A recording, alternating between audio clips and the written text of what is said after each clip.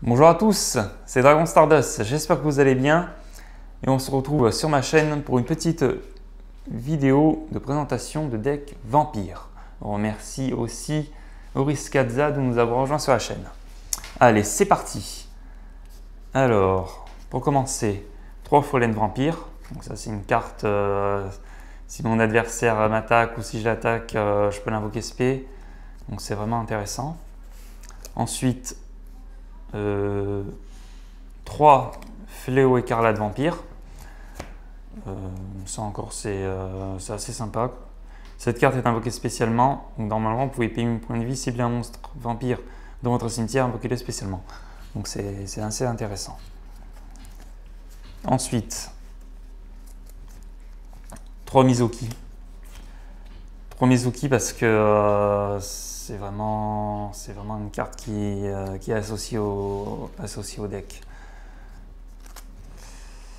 Vous pouvez retirer du jeu cette carte depuis votre cimetière pour invoquer spécialement un monstre de type zombie depuis votre cimetière.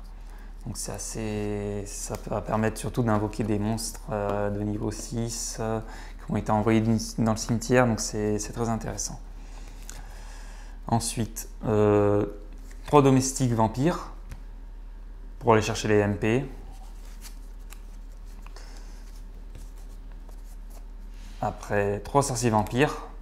Donc, cette carte elle est intéressante parce que si elle est envoyée au cimetière par une carte de mon adversaire, je peux soit ajouter une carte monstre zombie ou magie zombie de ma main. Ajouter un monstre vampire ténèbres ou une carte magique vampire. Donc c'est assez intéressant. Ça permet d'avoir un bon tuto en fait. Ensuite j'ai mis deux vampires familiers pour le tuto des monstres, tuto vampire.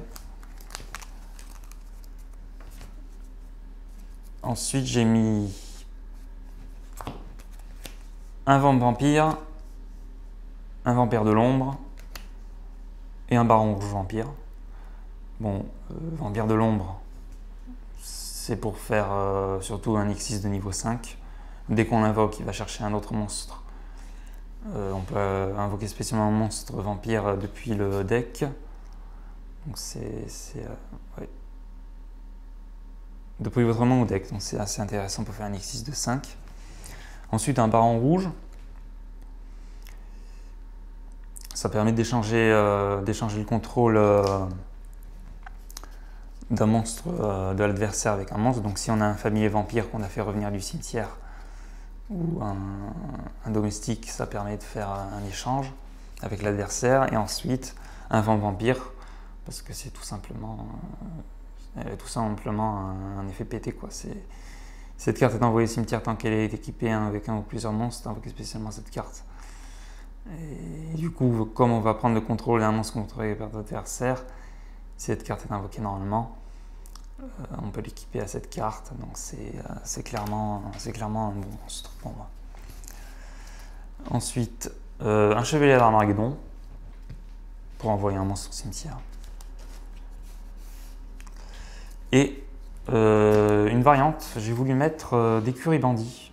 2 Curry Bandits parce que je trouve que c'est un deck qui va beaucoup aller dans le cimetière, beaucoup chercher dans le cimetière, donc d'envoyer énormément de monstres au cimetière, je trouve que c'est intéressant en fait.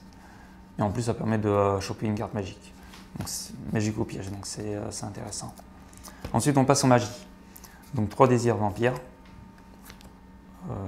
Ça permet surtout d'invoquer SP du cimetière en envoyant un monstre qu'on contrôle. C'est pas mal. C'est pas mal aussi si on va faire des X6 de niveau. Donc j'en ai mis 3.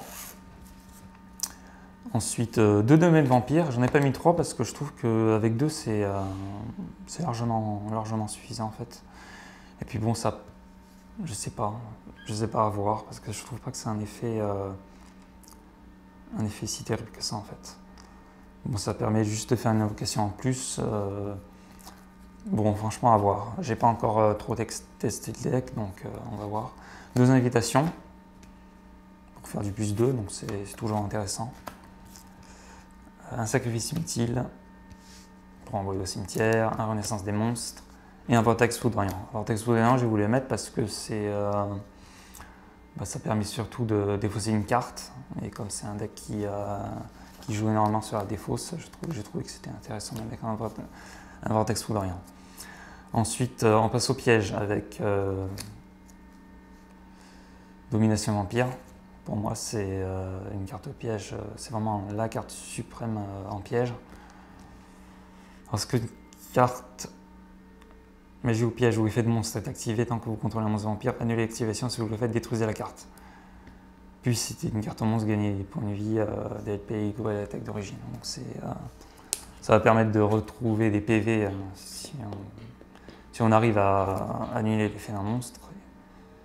Et en plus de ça, c'est vachement bien comme carte. Ensuite, 2 rêves d'Empire, force de miroir et force de miroir de la noyade. Les cartes qui sont dans l'extension les sauveurs des ténèbres. Ensuite, on passe à l'extra deck. 2 Sheridan Vampire. Donc ça permet surtout de faire surtout très simple à invoquer en fait. Si vous utilisez un plusieurs monstres avec un niveau dont le propriétaire est votre adversaire, l'invocation existe de cette carte, traitez-les comme des monstres de niveau 6. Donc c'est assez intéressant puisqu'on va surtout prendre le contrôle des monstres de l'adversaire. Donc si on arrive à avoir un niveau 6 comme Fléau, Écarlate, donc c'est assez facile à invoquer en fait. Ensuite j'ai pris un numéro 24, Draculas Dragon Empirique. Donc ça c'est surtout pour péter une carte de l'adversaire. On invoque, on active son effet spécial, il est retourné face verso, on le réinvoque et on détruit une carte. Et en plus de ça, si cette carte face trop contrôlée par son adversaire est envoyée au cimetière ou bannie par un effet de carte de votre adversaire, vous pouvez invoquer spécialement cette carte en position de défense face verso. Donc c'est assez bien, surtout dans les decks qui jouent des cartes bannies, qui bannissent les monstres. C'est toujours intéressant d'en avoir un. Ensuite j'ai mis un Chevalier Brame, le X6 de niveau 5. Et enfin, pour terminer, 2 Vampires Aspirantes. Pour moi, cette carte, c'est la carte phare du deck. C'est une des cartes les plus puissantes pour moi. Tout simplement parce que, bon, vous avez vu, elle est en anglais. Bon, j'ai payé un peu moins cher en anglais, donc je crois que c'est moitié prix en anglais, donc j'ai pris en anglais en fait. Donc, une fois par tour, si vous devez sacrifier un monstre pour invoquer un monstre zombie, vous pouvez sacrifier un monstre contrôlé par votre adversaire. De type zombie. Donc, son effet, une fois par tour, vous pouvez invoquer spécialement un monstre sur le terrain de votre adversaire en position de défense et il devient zombie. Donc c'est intéressant ça. Et en plus de ça, ça permet de faire du +1, puisque si un monstre zombie est invoqué depuis votre cimetière sur votre terrain, vous pouvez pusher une carte. Donc ça va faire du +1, ça va permettre d'invoquer surtout des invocations normales en plus, c'est intéressant. Donc voilà, c'était la vidéo de ce deck. J'espère que ça vous a plu. Si vous avez plu, mettez un pouce bleu. Voilà, abonnez-vous à la chaîne et surtout mettez des commentaires parce que ça m'intéresse d'avoir vos avis sur ce deck. S'il y a des cartes à enlever, si vous avez une autre stratégie à mettre en place, voilà. Et puis je vous dis à très bientôt pour une nouvelle vidéo. Allez, bonne journée à vous. Au revoir.